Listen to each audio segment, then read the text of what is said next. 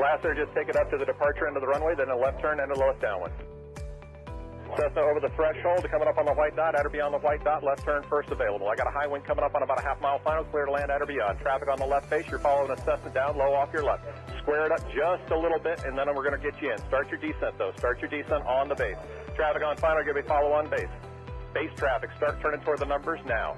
High wing coming up on quarter-mile final, take it all the way down to the green. Cessna taxiing on the green, expedite down to the next hard surface. Get me some speed, there you go, go, go, go, go fast. This is going to be good. I got traffic on a mile final. You're following traffic ahead and to your right. High wing coming up on the threshold. Take it all the way down to the green dot. 5 Charlie Sierra, 2 mile final. A mile final, turn north, and we're going to just make you, we're going to bring you back around. Jet traffic's coming up on about a mile and a half final. Runway 9 clear to land. Okay, all right, let's listen up, guys. If you're on final for runway 9, I want you offset to the left. I got a jet that's landing on runway 9. The jet's cleared to land runway 9 if you can make it. If not, just continue straight ahead. It looks like you're going around for the jet. That's fine, that's fine, that's fine. Oh, we had one right in front of us, sir. Dragger. Let's see, what we got, a tricycle, put it down, tricycle, put it down, tricycle, put it down. Tail dragger, down to the green dot, then a left turn. Short final here, you clear to land on 9, all the way to the white dot, go down to the white dot. Find somebody to follow out here. Kennard, just come to the runway and I might have to just send you around. That'll be fine. And for the jet, you just want to stay in this pattern or you want to go back out for an instrument approach? Stay in a pattern, Charlie Sierra. All right, just stay with me here for a minute. And my tail dragger, let's see, over the numbers, go down to the green. And Kennard's going to have to go around. Kennard, go around. Kennard, go around. Kennard, go around. And my high wing here over the runway, keep it airborne, keep it airborne. Do not descend, do not descend. You got a fast guy behind you. Do not descend. There you go. Keep it airborne, keep it airborne. As soon as the guy behind you gets slowed down, I'm going to put you down. So keep it airborne. The one that just passed the white dot, make a left turn on the hard surface. All right, my high wing tail dragger, you can put it down now. You can put it down now. And Charlie Sierra, let me get you about a mile off. Let's see, Charlie Sierra, I lost. There you are. Make a left-hand turn. I'll try to resequence you here on the downwinds. We'll see how it looks. Short final, you're clear to land runway 9 on the white dot. Clear to land on the white dot. There you go. And the tricycle left on the hard surface and follow the flagman. Welcome. Thanks for being part of the show. And let's see, just find somebody to follow out follow on the final. And as you get close to the runway, if it's not going to work, we're going to send you around and then try to resequence you. Now, who else got sent around that's not back on the downwind? The Kennard? Yeah, Kennard. All right, Kennard, there's a Gulfstream up there that went around too. I just lost sight of him, but you're going to make kind of a left-hand turn and stay low. I think Charlie Sierra, what's your altitude? 3,200. Okay, that'll be fine. Just maintain VFR. I don't know what else is up there above you. Probably most everybody's down here, so just make a left-hand turn. We'll try to get you back here. Kennard's got the jet in sight. Okay, the RV, maybe an RV-10, whatever, you're on final. Keep your speed up and go all the way down to the, aim for the green dot for me. Actually, keep your speed up. There's a guy behind you. Aim for the green dot, and I'm sure that's plenty of room for you to land on runway 9. You're clear to land on runway 9.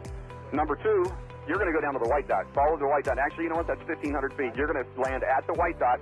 The spacing looks adequate here. 2 guys on final. You're kind of tight there. Keep each other in sight, and you're going to aim for the white dot.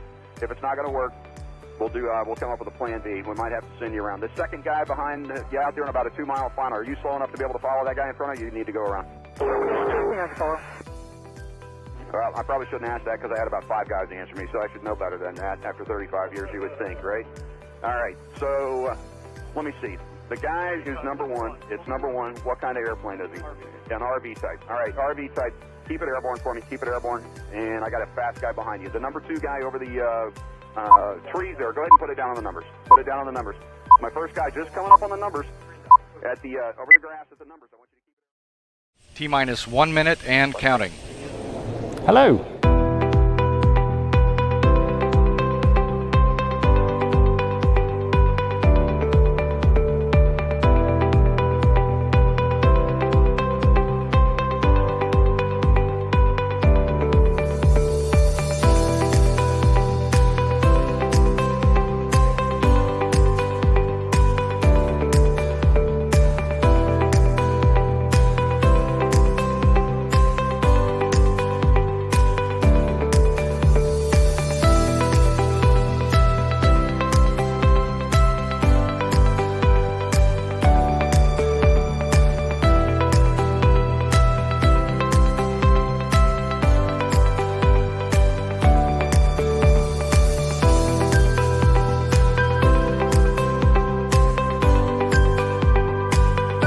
Four, three, two, one. Hello. Well, hello, everybody. Thank you very much for joining us on this lovely Thursday. Well, I say lovely. It was just peeing down with rain, yeah? On this kind of wet Thursday evening. It's been great. It's great seeing you. Last week, you remember we had tons and tons of news. Tonight, we've got significantly less news. But that's good news. Every cloud has a silver lining. And the silver lining is Arthur is in the green room waiting. So we'll have even longer to talk to him and find out about all sorts of funky things. So I have to say, before I forget, thank you very much to SkyDemon for supporting the live stream. It's hugely appreciated. And here is your SkyDemon weekly tip. Hi, I'm Rob from SkyDemon, and here's another top tip. Sometimes you'll be planning a flight to be undertaken several days in the future, and you may notice that SkyDemon doesn't contain wind forecasts that far ahead. If you have a source of wind data which does stretch out further into the future, you can manually enter it into SkyDemon on a leg-by-leg basis. Within the weather menu, look for Set Wind Conditions for Flight, and then enter the data using the format shown.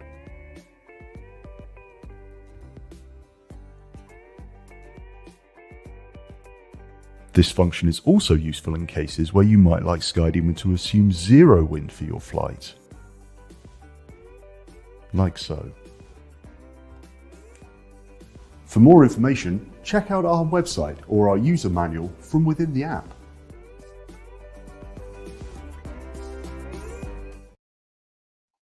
So there you go. Very good. Disappointing that SkyDemon doesn't have an apply tailwind button.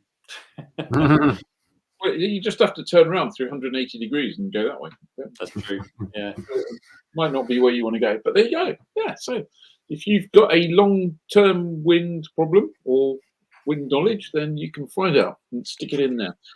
Right now, I mentioned in the comments a little while ago that Simon's been replaced this week. He's not with us, but we do have a long weather brief. I guess we've got a long weekend coming up. So here's the weather from Alexa. Somebody beginning with A. Here's the weather. Hi there everyone, this is your Flyer week ahead and weekend weather here with Alexi Veneris in association with Weather School. Conditions looking quite unsettled as we head then into the end of the week and weekends, perhaps better on Sunday for some, and then looking rather showery into next week. Okay, let's start off with Thursday. Conditions really mostly to warn about are the south of brisk at that too. We could see them around 15 to 25 knots, up to 30 knot gusts as well in places. So quite a windy day through Thursday for many areas. What we've got is plenty of dry weather from the majority of us, particularly further north and east, where the conditions should be pretty decent for flying weather. So bases we're looking at around 4,000 feet, tops here at around 7,000 feet, looking through onto particularly, as I say, northern and eastern areas.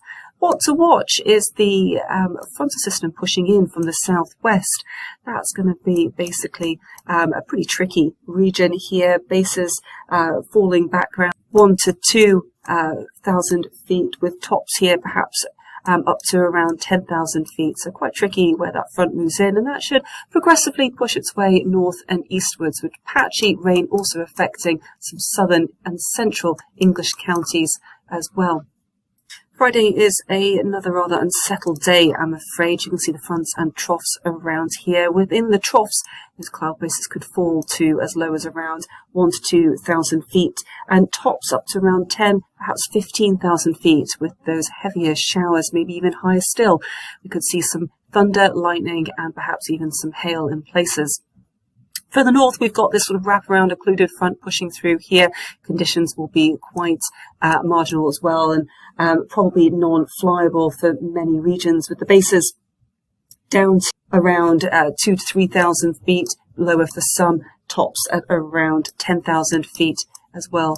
We are seeing perhaps some better conditions through parts of Ireland away from the showers, and across northern parts of England, perhaps southern parts of Scotland, where conditions could be somewhat better too. Winds ease back, though we are still seeing a rather brisk wind affecting northern parts of Scotland.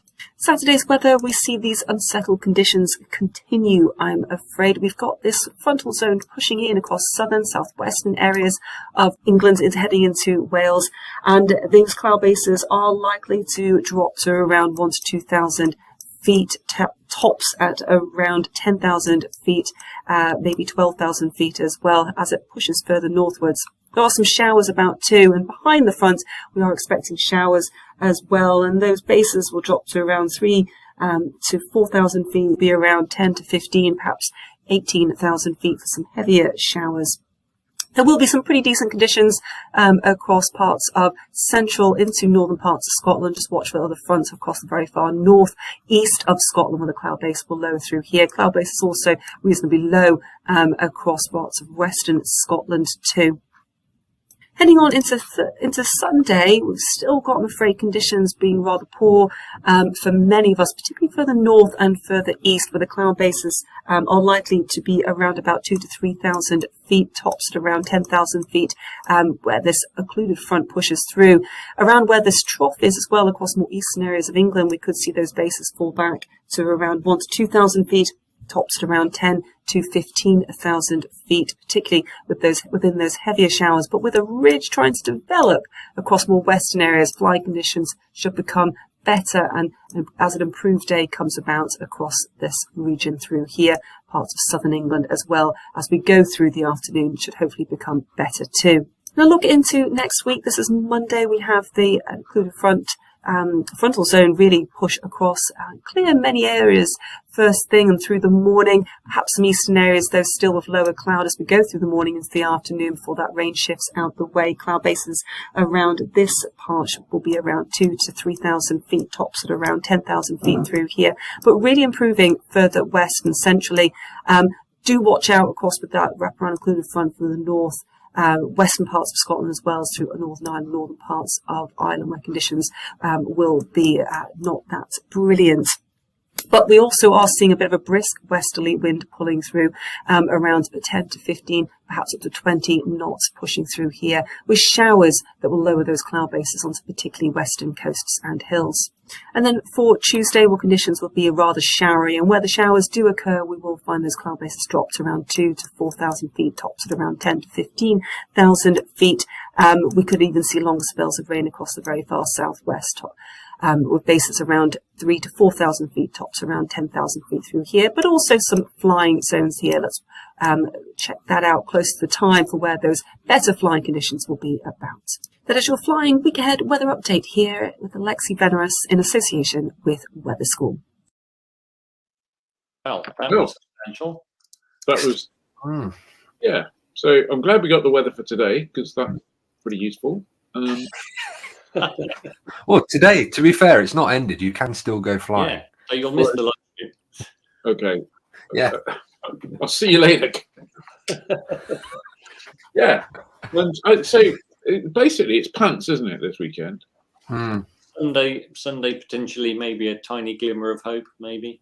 There's got to be a whole bunch of professional military pilots who've got a job to do on Saturday, sitting there going, this is going to be interesting. I wonder what we're going to do there. Good. Anyway, right, here you go. That's the weather. No wonder Simon didn't deliver it, because it was just such rubbish, wasn't it? So he never likes to be around for bad weather, does he? So fingers crossed that Johnny's internet holds up for this. Johnny, you're going to tell us all about all sorts of things, I believe. No, yeah. Don't play the freezing person joke, Johnny. I am, yeah. So we'll start with landing vouchers, which Sarah's sorted out for this month. We've got Ballardo, Barton, Audley End, Peterborough Simpson, and Dunkeswell. And I think Dunkeswell is celebrating 80 years this year.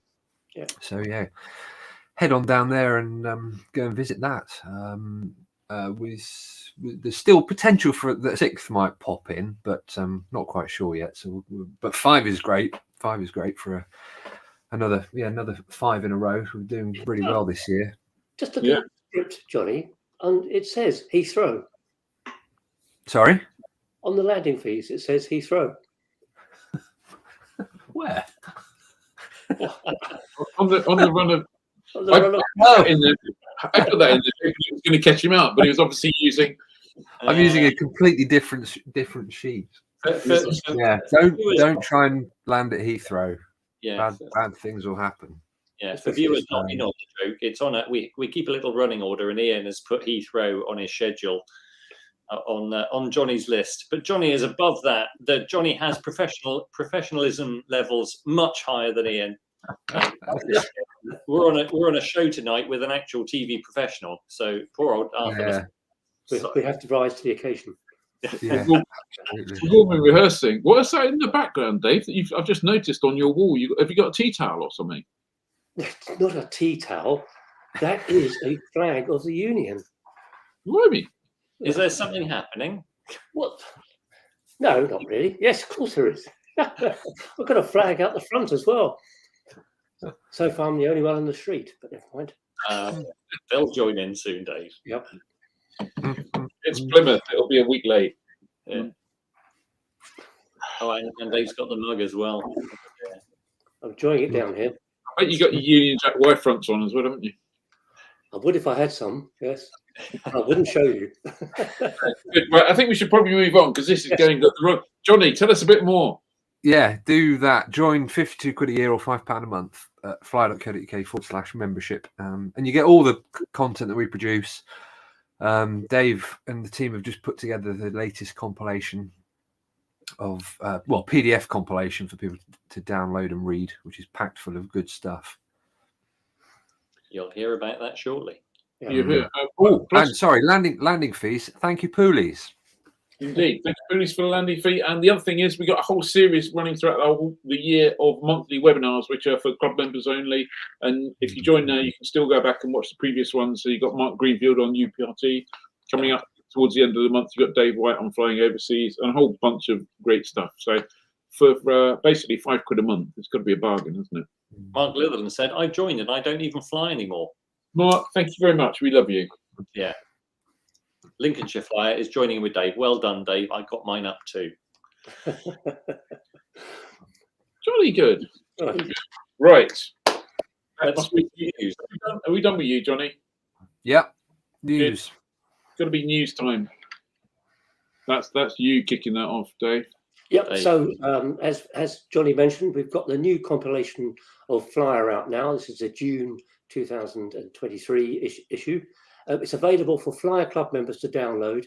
It's a compilation of the last 4 weeks of articles that have been published on the website. It's available as a PDF, so you can download it and read it on any device except a tablet of stone. And it's a whopper, 155 pages.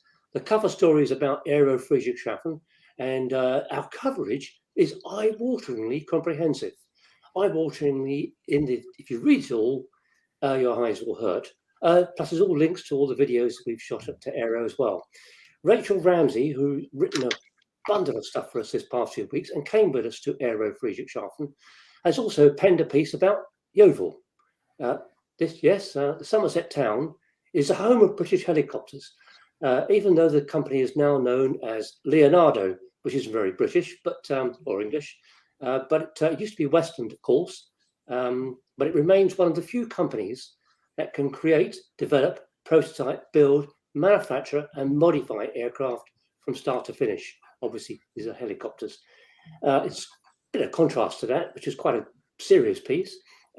Rachel also flew Richard Hammond's helicopter to a very nice land spot on the outskirts of Bath called The Pig. So if you want a bit of light relief, read that. A bit more serious, Nick Hurd, our safety editor. Nick is a former RAF Tornado pilot, also a Cathay Pacific pilot, and is now CFI at Crowfield Airfield. Anyway, Nick analysed the AIIB report on the simply awful crash of the Cat 10 in IMC. That's generated lots of comments on the Flyer Forum and other places. So a level head such as Nick's is really welcome, and he's written a very good analysis of that. there's a shed of load of other news columns, including Ed Bellamy, who's written about airspace obstacles you may not be aware of. So that's it. It's available to download, but only for Flyer Club members. It's a Flyer Club membership benefit. There you go. Your £5 a month. Unfortunately, due to, for whatever reason, there was a picture of the cover that was going to flash up, and everyone was going to admire it and go, "Oh, look at that! It's beautiful." But for some reason, it's not in my list of media here, which is a bit. I was going to say that's a bit of an oversight, isn't it? Well, I remember putting it on a white background, little drop shadow thing behind it to make it pop, and I uploaded it, and I don't know where it is, which is a little bit of a pain in the backside. So I guess we move on to the next story. Just imagine it. It's got the Robin DR401 turbine on the front. So next story is this weekend. Apparently there's something going on, some flying thing, and effectively, basically Saturday. This is not. Don't treat this as just your only pre-flight brief if you're going to go flying on Saturday, but go take a look at the MOVE AICs and the NOTAMs and all sorts of other stuff. Incidentally, the NATS AIS website, has anyone been there recently? Or do we all just use SkyDemon? Sorry? I went there today. What a knobby website that is. What a pain. It's ridiculous. It's just, I mean, I don't think anyone there has ever heard of user experience. It's just user interface. It's just rubbish. Do you think that when you talk to the people at NATS and you go, tell me your web address, they go, it's http://www. I'm sure it is. I mean, genuinely, it's like, you want to get, I don't know. I mean, I think we've all become, I mean, I just look at SkyDemon, to be perfectly honest, because trying to work, I mean, it's not quite as bad as AFPEX used to be, but it's, or probably still is, but it's not a work that someone would want to put on their CV. Unless they're applying for another government contract, I guess. But anyway. Yeah. Just a thing on the Coronation flypast thing, there's a bunch of other airspace as well, isn't there? There's a huge great corridor out to the west, comes nearly as far as us. Well, it does come as far as us. Comes as far as us. I mean, basically, I think if you draw a line from Lincolnshire down to sort of Bristol, anything east of that line, if you're thinking of flying, you might want to think twice, or at least be very, very, very careful. Alternatively, you could treat it as a guide to how you can get a great view, but the weather will be rubbish anyway. So remember, we're not endorsing anyone joining in the Buckingham Palace flypast. No, if you think that we're endorsing that you join in the Buckingham Palace flypast, then you're wrong, because we're not, and you're mad. So there you go. That's so. Take care. Brief yourself properly. Maybe brief yourself with sources other than the impenetrable NATS website. But there you go. Right.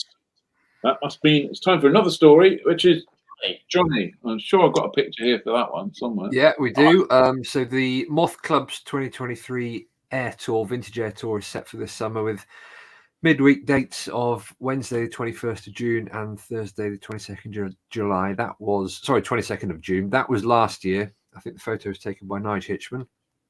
The tour started in 2003 to commemorate a century of flight, and it's been run most years since then.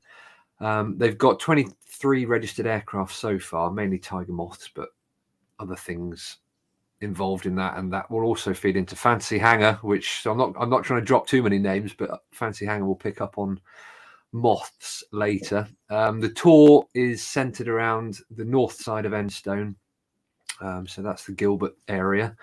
And then on Wednesday the 21st, they're travelling from Enstone to Popham, and then Shobden, and then from Shobden to Husbos, and then returning back to Enstone in the afternoon. So yeah, all of that's subject to change, but you can go and read more about it on the website. And there's a whole list of all the current participants on the news story. I guess to Shobden in a Tiger Moth or any kind of moth is going to take some time. That's probably what it was north of Enstone. I thought they were just going to be in the circuit. And why would it be called the Moth Vintage? I mean, is there any other kind of moth other than vintage? There are no modern moths. There are no modern moths. It should just be, Anyway, Ed. Russ, the really plain bloke, says is totally with you, Ian. He says NATS is the least user-friendly website in existence. It's mad. It is appalling. It's like, really, why are you trying to? Oh, they got a few funky logos that someone must have gone. Oh, that's great. A little graphic. Oh, that'll be good. But let's make it hard for people to get to the bits they really need. Oh, well, not a service provider. Yes. So I've got some Popham news. So if you couldn't make it to Microlight, the Microlight Trade Fair at Popham, then we've got you covered with our video. In it, you'll find interviews with Ashok Alice Sherrill, who is importing the Skyleader 400 and 600 into the UK. John Waite from Exodus Air Sports about their 500 kilogram Delta Jet Flexwing. Sounds really amazing, that. It's the whole Delta Jet thing. It's possibly not totally applicable for a flex wing, but it looks cool. Rob Hughes, CEO of the British Microlight Aircraft Association, is in that. LAA's new CEO, Simon Tilling, and Patricia and Jonathan Porter from Metal Seagulls all have bits to say in that. We also met the UK agent for the Grippo Trail, the new UK agent. This is Umberto Izzo. Umberto expects the trail and also the Grippo G70, which is essentially a side-by-side version of the trail, to be coming to the UK in future as 600 kg microlights. So watch this space. And I think it has to be said that the general feeling looking around at Popham is that the BMA is storming ahead with 600 kg, their 600 kg work. So. Yeah. Absolutely. And before we move on, I know we've got one other thing we're going to move on to shortly, but I just want, and I realise this could be in the what's on bit at the end, but before I forget, I just want to pump up that Private Flyer is on. It's nothing to do with us, but Private Flyer is on in a couple of weeks' time, not next weekend, the weekend after, as it were. 2 weeks from now. If you're a Flyer member, you get 50% off your ticket price, and there will be an email going out and a code in your dashboard to tell you what you have to put in. It's going to be the biggest display of static aircraft. The PAL V flying car stroke motorbike, which we saw at Aero, is going to make its UK debut there. They've got all sorts of things. They've got a fly-in cinema, apparently, showing something called Top Gun Maverick in the evening, plus beer, plus food, plus bands, and all sorts going on there. And we'll be there, or at least not all of us, but some of us will be there on the Friday, creating another video just in case you can't make it. So, but don't forget, if you are a member of the Flyer Club and you're going, you get 50% off your ticket price. I think all the slots are booked for Friday, but not Saturday. Rachel Ramsey says, are there some gyrocopters in your pop video, Ed? There are, Rachel, and we know that you shouldn't stray into gyrocopter territory. We know you're in trouble with the gyrocopter community. So, yeah. But fortunately, they've offered to take you up, Rachel. So that's it. Yeah, there's the gyrocopter community versus Rachel Ramsey. There is an official beef there.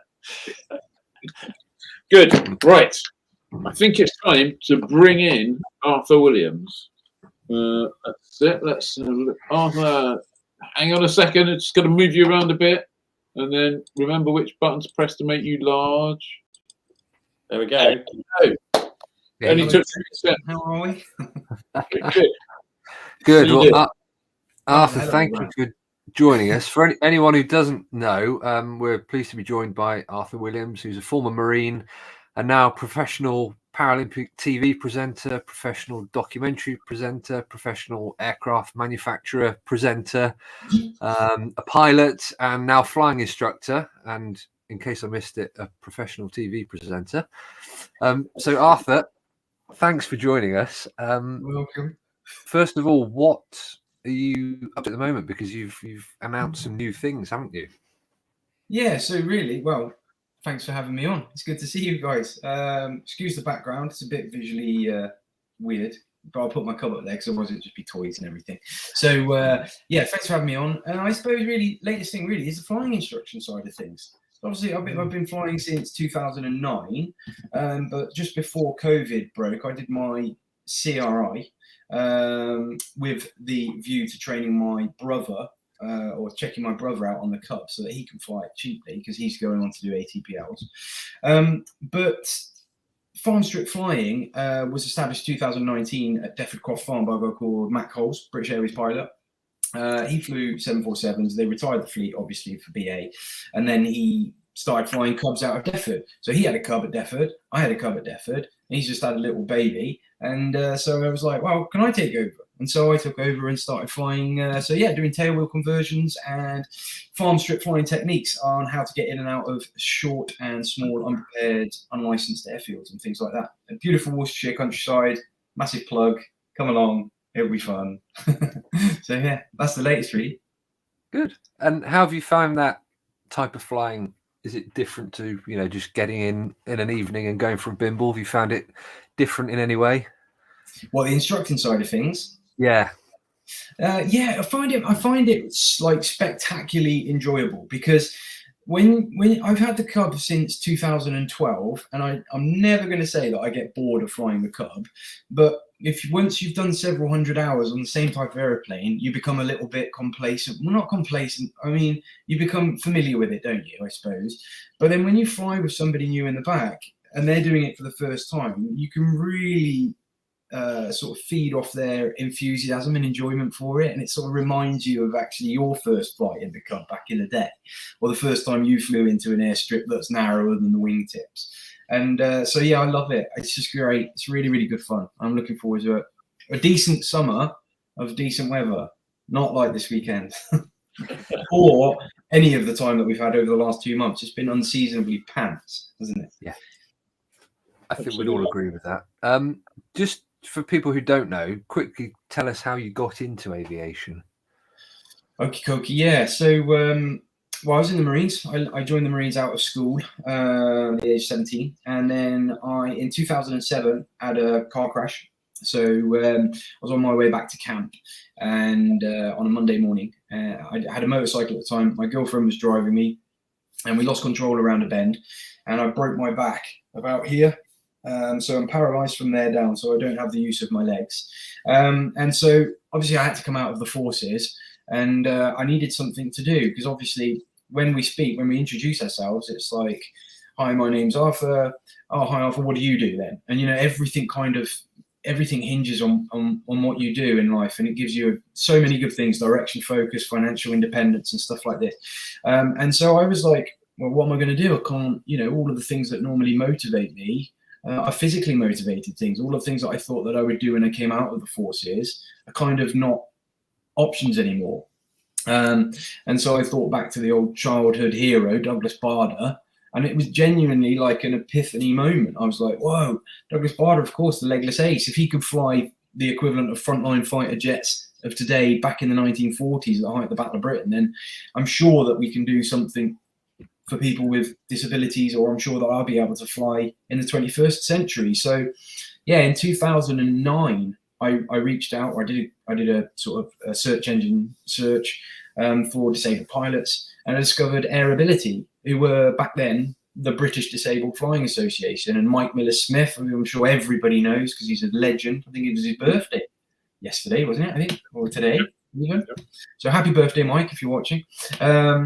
And he was just amazing. I mean, just a shout out for anybody who's got a disability. Get in touch with Airability, because they're incredible. And I was like, look, newly acquired disability, are there any options or opportunities available in flying for myself? And they were like, yeah, come down. And to the Civil Aviation Authority's credit, I know that we love to bash them, but they were also pretty good as well. The engineering and medical departments were like, no, prove that you can do it safely, and we'll give you as much rope as you need to hang yourself with. And they haven't done it yet. So I sort of started flying with Airability, and I think I was their first organically grown pilot's license. And I qualified at the end of 2009 for my NPPL, and then I upgraded that to a JAR PPL in, I don't know, 2010, something like that, 2011. Maybe. And then obviously IMC, night, and all that good stuff. And then I started converting the Cub in 2012. And Johnny, if just as an FYI, if my answers are half an hour too long, then please let me know, because I have terrible habit of waffling on. We got loads of time, don't worry. So I want to ask you about some of the things you've done with flying, but I think it's like a chicken and egg thing. First of all, we've got to talk about TV presenting, because some of the cool flying stuff you've done has been through presenting. So how did the presenting side of things happen? Yeah, so I was learning to, this is quite a funny story, I suppose. I was learning to fly, and obviously you're spending money hand over fist, money that at the time I didn't have. And my friend sent me an article in 2011, and it was from one of the broadsheets. I think it was like Guardian or something. And it was a newspaper cutout, and it said that Channel 4 are looking for 50% of their on-screen personalities to have disabilities to present the London 2012. Hang on, what's going on here? Hang on, I've got an update. Wait, go away. Sorry, tech issues. We should have gotten used to this over lockdown, shouldn't we? There we go, back in the room. Where was I? They're looking for 50% of their on-screen talent, or if you like, or presenters, reporters, whatever, to have disabilities to present the London 2012 Paralympic Games. So he sent me this article in the news, in the Post, and at the bottom of it he goes, I'll have to be careful what I say, but he said, Arthur, put in for this because you need the money, you're not bad looking, and you're a gob. So I was like, well, why not? So I literally just wrote off to Channel 4 and said, hey, what's this all about? What do I need to do? Where do I need to go? What do I need to sign? And they were like, just make a quick video clip about something that you're passionate about. So I did it about wheelchair racing, as I was doing that at the time to keep fit. And they loved it. And they were like, come down for an interview. And long story short, I think at the beginning of 2012, in January, I signed a contract to present London 2012 Paralympic Games for Channel 4 as one of their presenters, and I co-presented between 1 in the afternoon and 6 o'clock in the evening, all the live sport coverage. And so they trained us up as a live broadcaster in that time, and it was intense and it was insane. I think we had like peak viewing figures of about 6 million, similar to what we've got tonight. But it was a hell of a baptism of fire. Anyway, that's how I got into broadcasting, and then we did really well with the London 2012.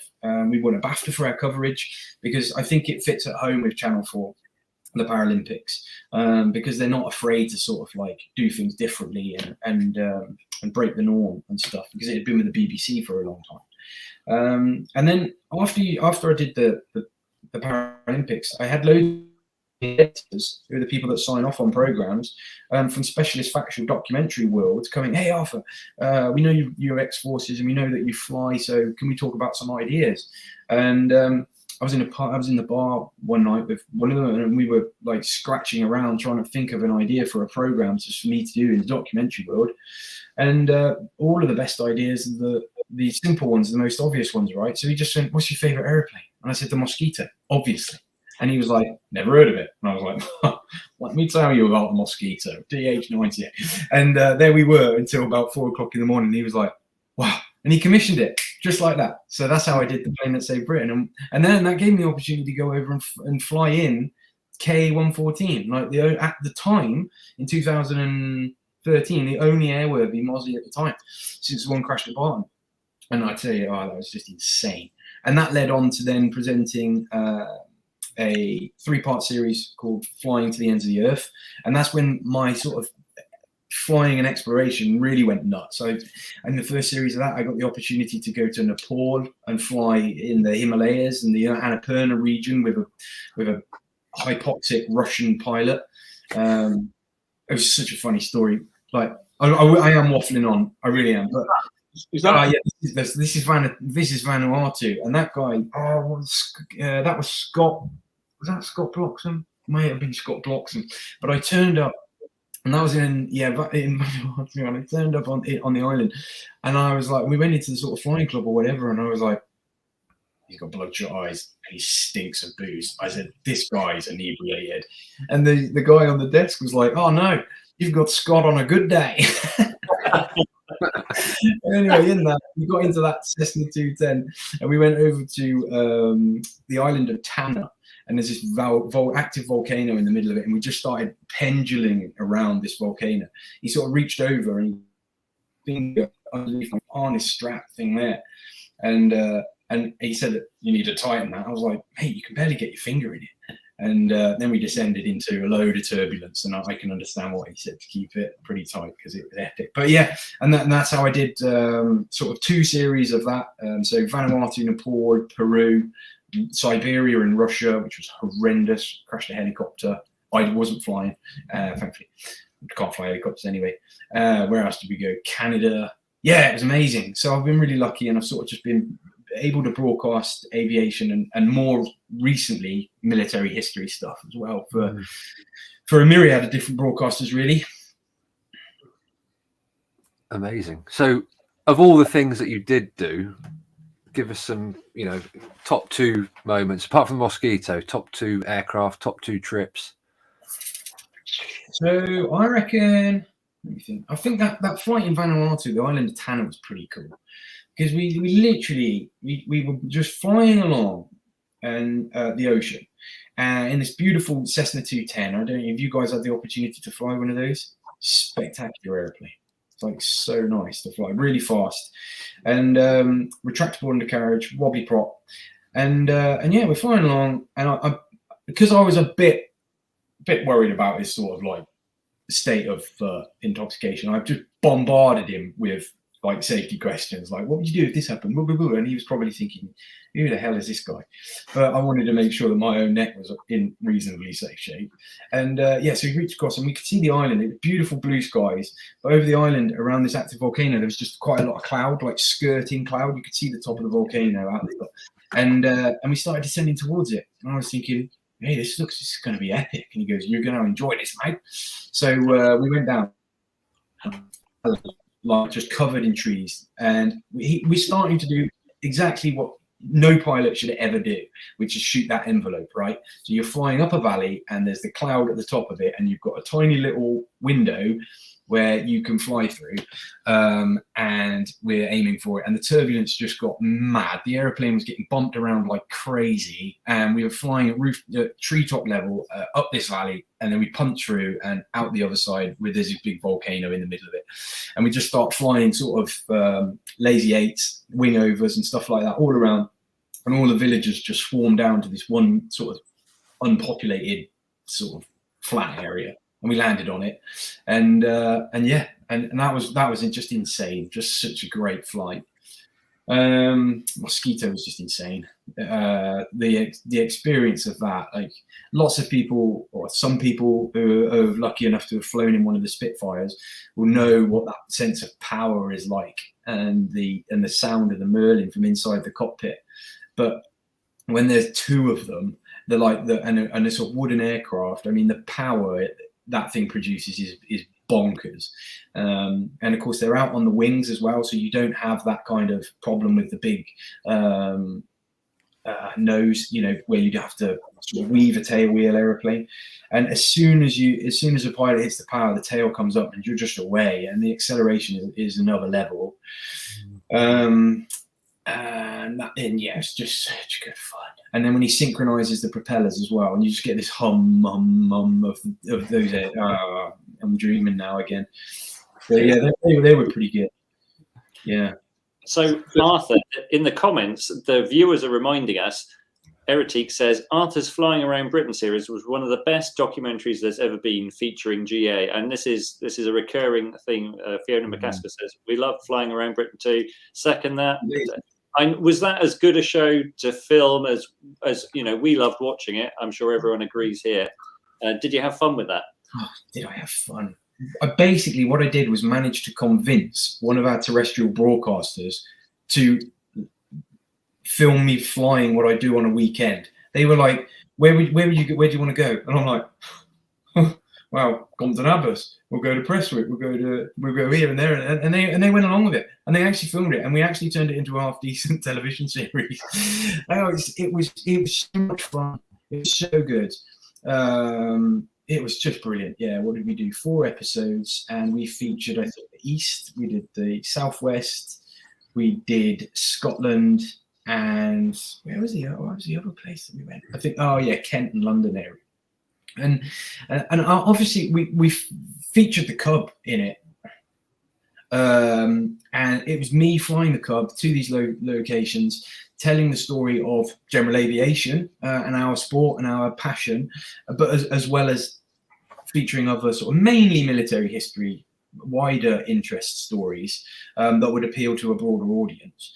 And it was just great. You work alongside the production company, who are brilliant at writing television and stuff, and you're inputting as a kind of producer level, but then you get to fly it. And obviously the flight up to Scotland, I had real reservations about the Cub's performance.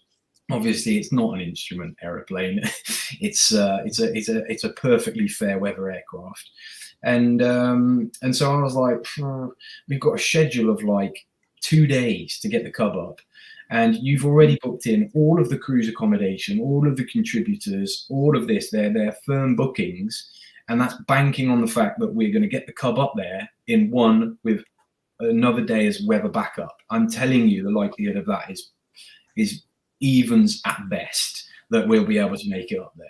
And mercifully, the weather held out, and we had an area of high pressure in the summer, and we were able to sail all the way up and then come back down. But the filming of it was just such great fun. And moreover, you know, one of the things I wanted to talk about, if we have the time before I shut up, was sort of like the state of GA and the future of our hobby and passion. We seem to be getting encroached on all sides, from land developers or airspace squeezes or the cost of just living in general, is making our enjoyment of the sport harder and harder, and our, you know, participation in it harder and harder. And I think that doing that series, I think, really helped general aviation, and I think actually it helped put general aviation out to award a wider viewer audience as well, because we like to talk within our circles, but we don't often penetrate beyond that, and I think that series did that quite well.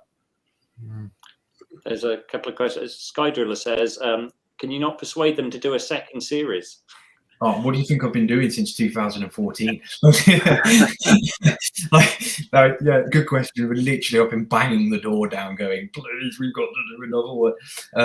The problem that the series had, and I'm working. I'm a good friend with the exec producer on it, and the problem the series had was that it was always supposed to be a more for channel commission, right? And more for is a great platform for more specialist factual niche documentaries like Aviation. The demographic of the audience is slightly older, generally male, and so their threshold from what they deem as being a successful television program in terms of viewing figures is considerably less than Channel 4. So it was a More 4 commission to begin with. And then when we'd finished the filming and delivered it to More 4, Channel 4 came along as mother, and we're like, oh, we really like this, we'll put this on the main channel. And we were like, no, don't do that. I mean, it's great, thanks, we're flattered, but your viewing threshold for success is up here, and More 4's is not, you know, it's like, I think it was 800,000 for More 4 and 1 million plus for Channel 4. And it's an audience, it's like, you know, 16 to 35-year-olds. They didn't, you know, don't really get flying. And so they put it on Channel 4. It did all right, but it just didn't do quite well enough to be recommissioned, unfortunately. So that was that. But I've been trying to manipulate the idea or introduce others or whatever to get it done again, but that's what we do. We keep going. Could you become a TV detective who has an aeroplane as their method of transport? If we do what, Dave? If you could become a TV detective like Morse or anything like that, where the aeroplane is the means of getting around. I'm going to make a note of that. I'll put it in. What they say. It's not a bad shout. Yeah. That's Arthur's polite smile. Yeah. Yeah. If I was, yeah. Never mind. Arthur, just coming back to the present day, talking about your Cub, and you mentioned the CA and the engineering department. Obviously, you said you were paralysed from effectively the waist down. Yeah. I mean, we all know that the rudder's not really important anyway, but not until you find one of these things. But yeah, go on. Yeah, but kind of, you know. So how have you sorted that out? So it varies from aircraft to aircraft. Let's use the PA-28 for an example. Airability's aircraft has the Visionaire hand control, which I think is an Australian control. It's been around since the dawn of time. And I remember they really had one, and then they had, they had one in Lasham, now Blackbush, and they had one up at Taton Hill.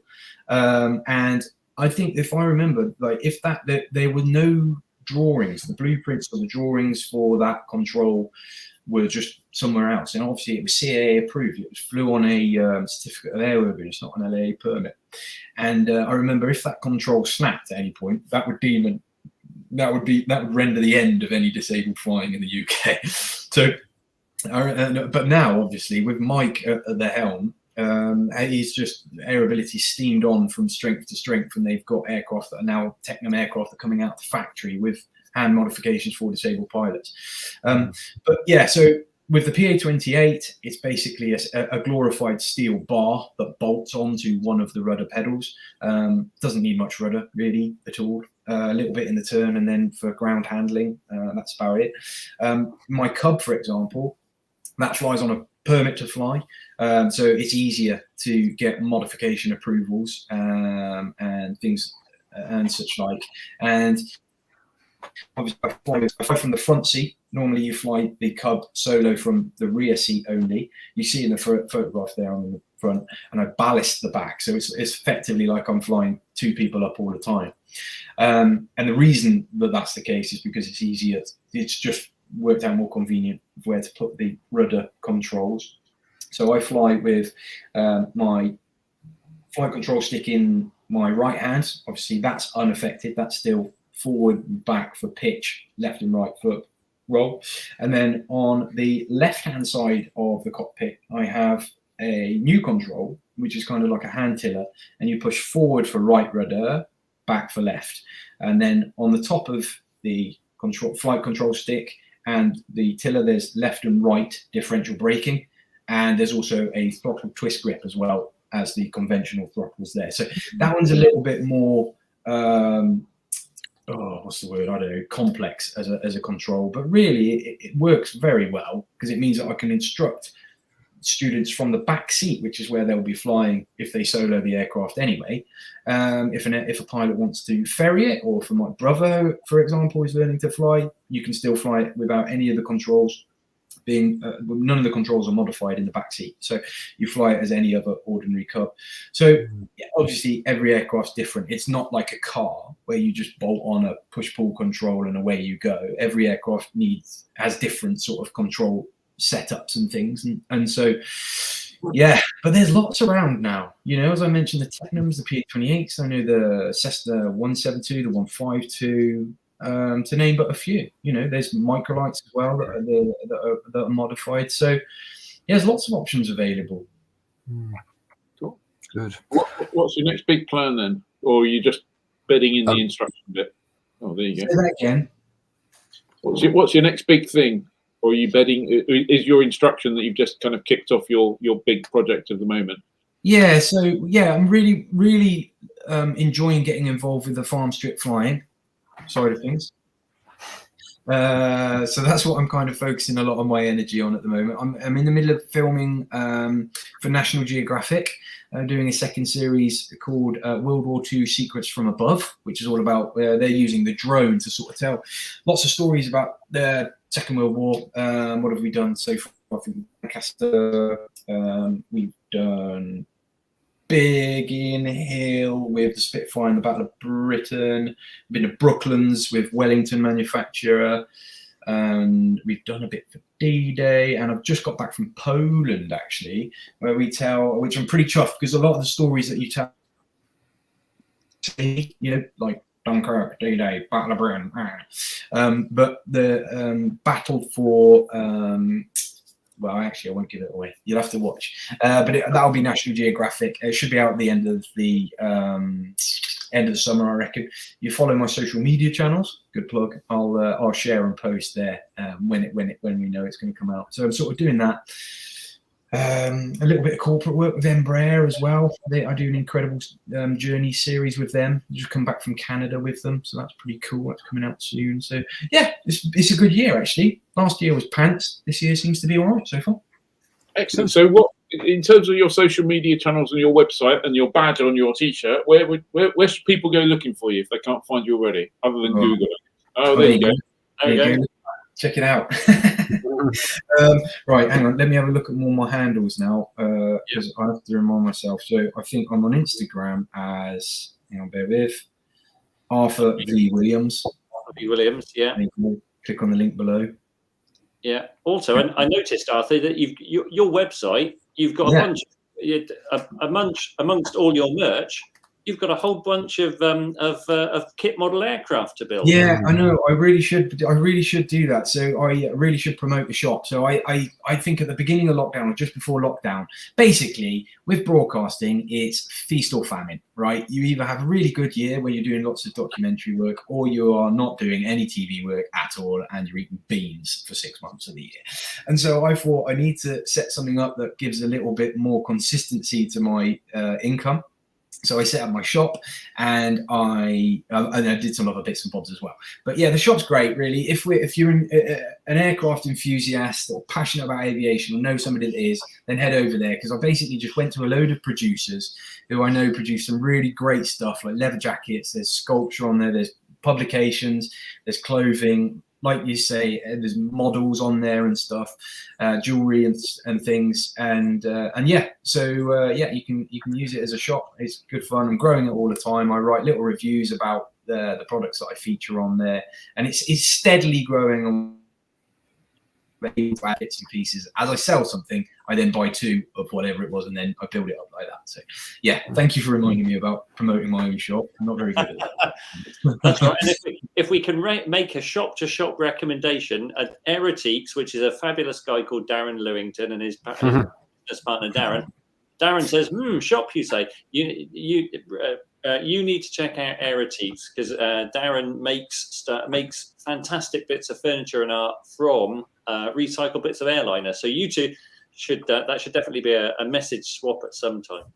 There we go. Perfect. Happy days. You two getting together, Arthur. One day when you're not overly busy, perhaps you could jump in the cub and come and visit us. I don't know if you've ever been to a farm strip called Wadswick. No. It's just kind of east of Bath. Nice, I don't know, 600-700 meter runway, but it's got a great cafe and restaurant and stuff there as well. And we've also got a little studio there. Maybe it'd be great to see you there. We could do a longer interview that wasn't live, and so we can. Yeah, it's a farm strip, you say? Oh, I don't know about flying into farm strips. I realise it's going to be tricky, but we can give you some tips on that. And in the same way that I'm sure you've picked up some tips from us about presenting this evening. 100%, yeah. It's been absolutely great having you on. Sadly, we've run out of time because we've got to move on to Fancy Hangar here. We could talk for ages and ages and ages. Forever. Yeah. And we'd love to get you down to Wadsworth. We'll buy you lunch and sit and talk aviation and put the world to rights. And Perfect. All right. Well, look, I'll talk with Sarah, who's organised all of this, and we'll get that booked in, because I'd really love to do that. That would be great fun. Yes, that'd be very cool. Nice one. All right. Well, thanks, guys. Really appreciate your time. It's good fun talking to you all. Stay safe. Great to have you on, Arthur. Yeah. Right. Thank you. Bye. Enjoy your flying. Yeah. Cheers. Cheers. Must be time for.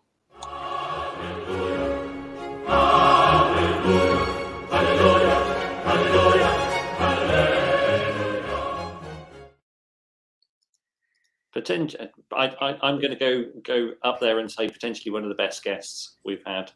Yeah, definitely in the top one. And it just reminded me that, because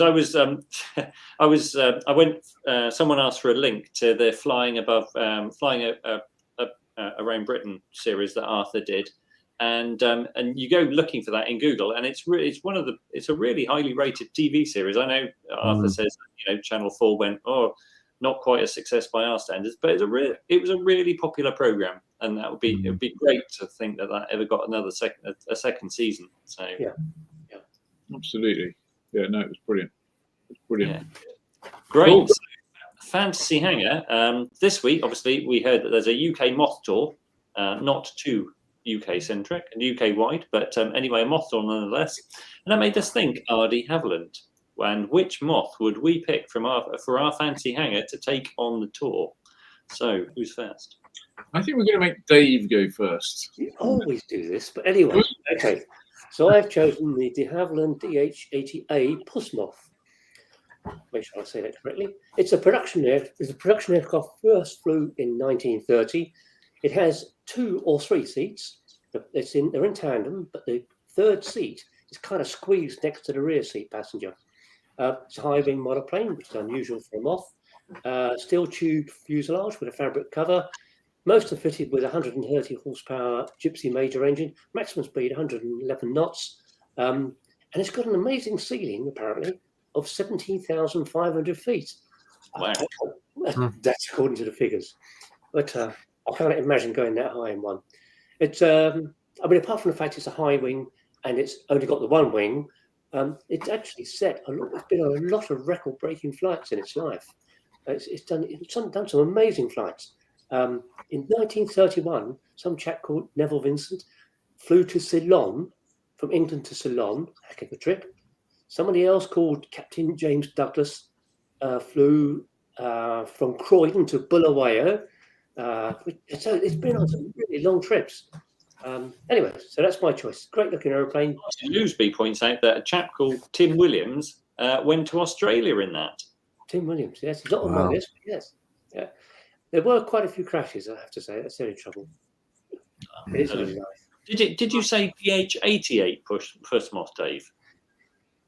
That's what it's listed as, DH-80A. 88. That's right. Because I was for a moment there, I thought you said 88, and that. No. That's a different aircraft altogether. Yeah. I think I'm gonna ask for Johnny to go next. All right. So I have picked people might not know the name of this, and they might be surprised when they see it. I've picked the Tiger Moth, but not just any Tiger Moth. Yes. The other Tiger Moth. So this was a low-wing single-seat monoplane that was basically built for racing, and it was, I think, possibly like the first proper British-built racing aeroplane. It was entered into the 1927 King's Cup at Hucknall, or two aircraft were, and at a closed circuit speed, it set a record of 186 miles an hour, and then 5 days later, it set an altitude record of 19,000 feet. And the dude flying it did that without oxygen, which apparently there's a quote here, which was, he was very brave, but also very foolish. But yeah, I think it's a decent looking little machine. I think it's interesting the fact that it's a Tiger Moth, and people are, no, it's not Tiger Moth. That's the biplane. You go, no, there are actually two Tiger Moths. What? Ed, you'll know this. What do you call the air intake above the engine that kind of lends that style? So it looks like this because it's the inline engine is obviously upright, so the crank is in the bottom of the engine. But then de Havilland, they twizzled it all around and then put so now Moth engines were cylinders down from the crank, so change all of that. But that is, I don't know that there's a term for it. So I just think that goes well with the old trousered undercarriage kind of style-y. That moth would look good with a trousered undercarriage. It would indeed. And there is a chance that we may see a Moth like that in our skies, because Red Bull pilot and aerobatics guy, well, former Red Bull display guy and aerobatics legend and generally all-round amazing pilot, Steve Jones, is actually finishing a replica of one of those that's been under construction for a long, long time. So there's a real chance that we might get to see one fly. So that would be quite something. It'd be brilliant. Well, before you go, Ed, I'm gonna jump in with the winner. Okay. I agree. This is not as good looking as Johnny's aeroplane, and it's a Hornet Moth. It's a stunning side-by-side biplane. It was built as a kind of like military replacement for the Tiger Moth, but no one really fancied it. The military went, nah, not really. So they kind of sold it to individuals as a touring aeroplane. It's pretty good. It's got the Gypsy Major. It had better performance because the closed cabin, if you like, it kind of just, even though the wings are close together on a Tiger Moth, it reduced the drag enough. So the 130 horsepower, you get 120 mile an hour. The wings fold back just in case you need to keep it. Your butler needs to park it in the garage for you.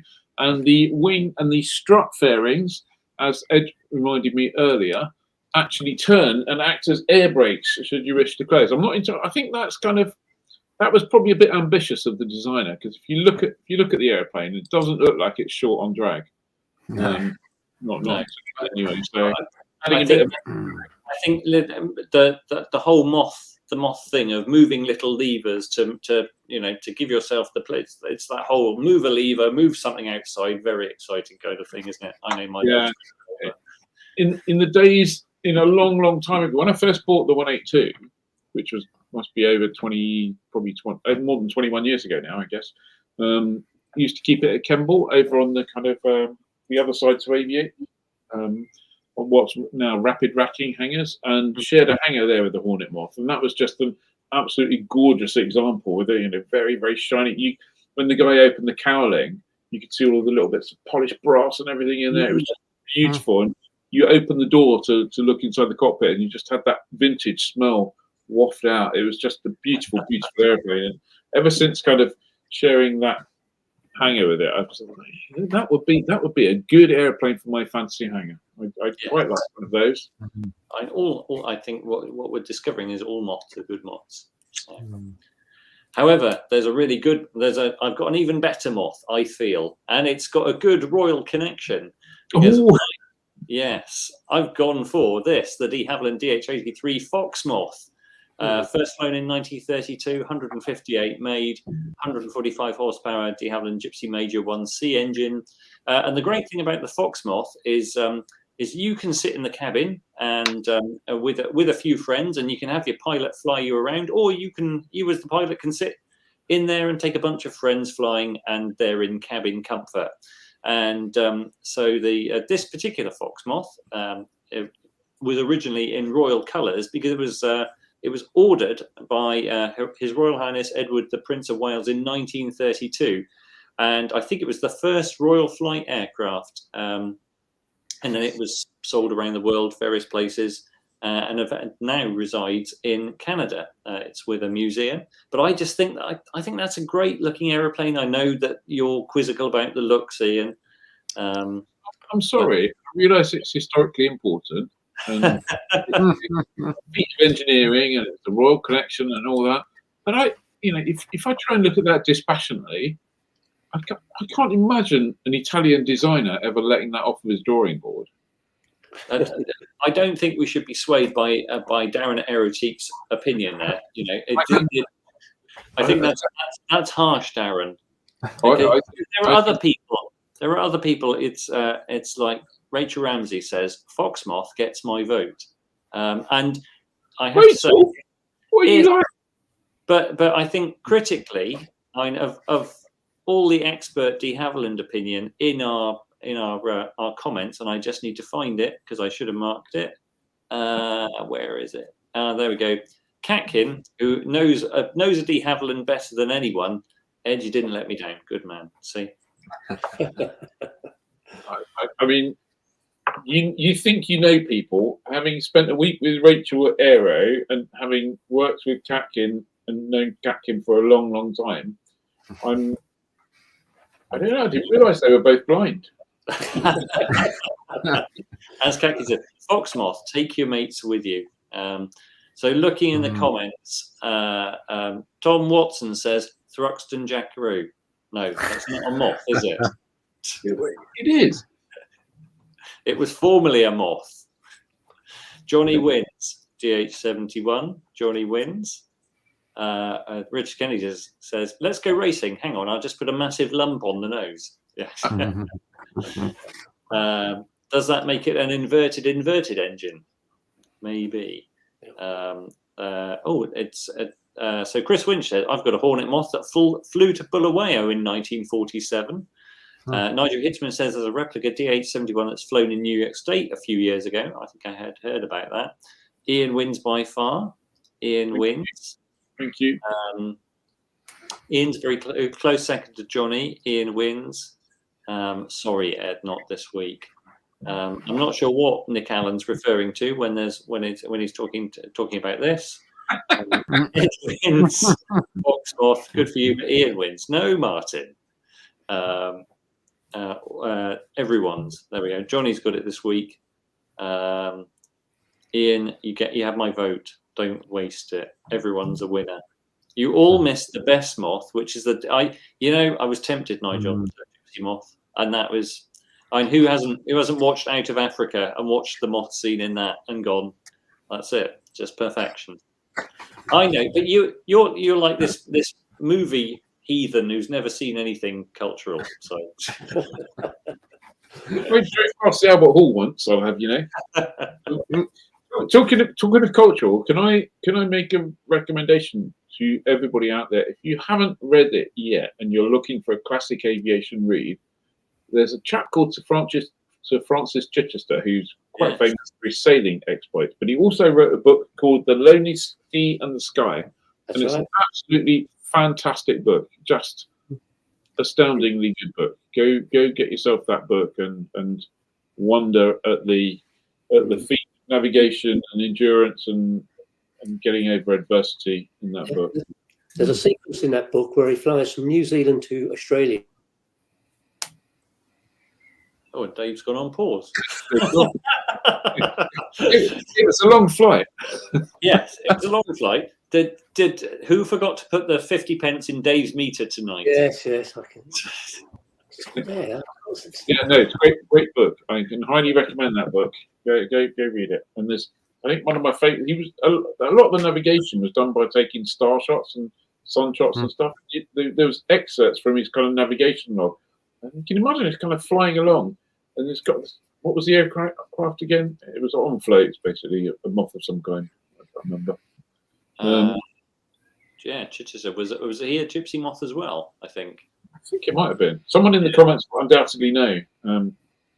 But anyway, so can you imagine flying along? This clearly didn't have a Garmin GSC 500 autopilot back in those days, which would make it a lot easier. But this is amazing copper plate navigation log where he's taken all these star shots and worked it. It's just brilliant. Fantastic book. Anyway, enough of my. Thank you very much, Chris. Yeah, Kia Williams says, remind me of the book name. The book name is The Lonely Sea and the Sky. Still available. There's no affiliate links from us. We don't earn anything out of it. Just go read that book. It's a really, really fantastic book. Cat Kim reminds us, the DH60 has its 100th anniversary. And it'll be an event in August 2025. It'll be called the DH600. Brilliant. Excellent. Brilliant. Right, Dave, have you got any events? There are. If my internet breaks up again, somebody else will have to pick it up. So this weekend, 6th to the 8th of May, there's a family fun flying at Carrickmore. 7th of May, the season premiere air show at Shuttleworth. 13th of May, LAA. Where's this one creeping from? LAA at home day at Tour Western. Also, 14th of May, there's a Stoll open day at Slape. 13th to 14th of May, Vintage Aircraft Club flying at Bodmin. 13th to the 14th of May, spring flying at New Farm, Piddington. That's near Northampton. 16th of May, flower bombing at Wickenby. And just to look a bit further ahead, 26th to the 29th of May, there's a Glen Falls flying at on Mull. And of course, you forgot, or you didn't forget, but I spoke about it earlier. You've got private flyer at Wickham on the 19th, 20th of May. So go take a look at that, and we'll hopefully see you there on the Friday. But we won't be watching the movie. We'll be on our way home by then. Yeah. Good. Right. Have we got anything else? Anything else we need to run from the comments or anything? Or have we managed to keep it just a 7-minute overrun tonight? Just a 7-minute overrun. 7-minute overrun. Right. We're going to be getting in touch with Arthur Williams, persuading him to come down to Wadswick, where we'll have a longer chat with him. Look out for that video. Hopefully we can make that happen. And a few other people as well. So thank you very much for watching. Have a great weekend. Whatever you're doing, whether you've got your Union Jack underpants on or your Republican T-shirt, whichever. We all know which one Dave's going to have. Doesn't look like it's going to be a huge amount of flying, but if you do go flying, beware anywhere in that line, kind of east of Lincolnshire to Bristol. There's all kind of stuff going on, and they won't appreciate it. Otherwise, we'll see you next Wednesday if you're a member. If you're not, you should be. Please give this a like, comment, subscribe, all that kind of stuff. I'll see you next Thursday. Next Thursday, that's live, isn't it? We're live in London next Thursday. So if you haven't got a ticket and you fancy coming along to that, then tickets free, and London Flying Club and Philippe Pullman will buy you your first drink. So what could be, I reckon a pint if you got a free pint and then Free point and free landings for the month of May. You're doing well out there. And a free live stream live. So brilliant. Thank you very much for that. We'll hopefully see you next week. I might even bring a whole load of free lanyards along to give away. Fantastic. So, see you then. Thank you.